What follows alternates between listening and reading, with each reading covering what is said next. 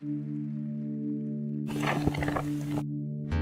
christianisme grandit de plus en plus chaque année. Selon le service fédéral des impôts brésilien, il y a environ 20 nouvelles dénominations par jour dans le pays. Mais ce serait bien si toute cette croissance était saine, n'est-ce pas? Malheureusement, pour attirer plus de croyants, de nombreuses églises adhèrent à la philosophie d'être une religion au goût du client. Dans ces endroits, les prédications ne peuvent pas gêner les fidèles. Les prédicateurs discourent sur ce que les fidèles veulent et aiment entendre. Et ainsi, au nom de la quantité, on sacrifie la qualité. Une telle position est un retour en arrière pour le christianisme. Le message du Christ crucifié doit être une protestation contre le mode de vie qui s'habitue au péché. Dans le livre des Actes, chapitre 24, nous trouvons Paul prêchant l'évangile à un homme important de son temps.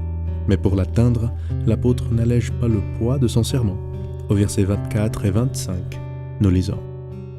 Quelques jours après, Félix vint avec Drusille, sa femme, qui était juive, et il fit appeler Paul.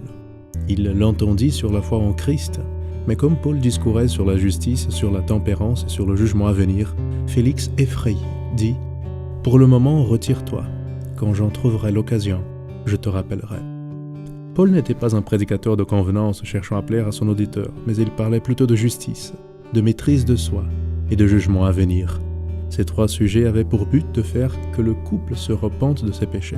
Félix et Drusille vivaient dans une relation adultère, car elle avait abandonné son premier mari, Azizo, roi d'Émèse, pour être avec lui.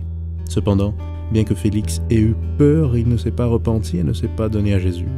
Vous savez, à certains moments du parcours chrétien, nous nous verrons dans une situation où nous devrons prêcher un message biblique impopulaire. Dans cette situation, nous ne pouvons pas tomber dans le piège de la commodité et de la peur à faire face à l'erreur.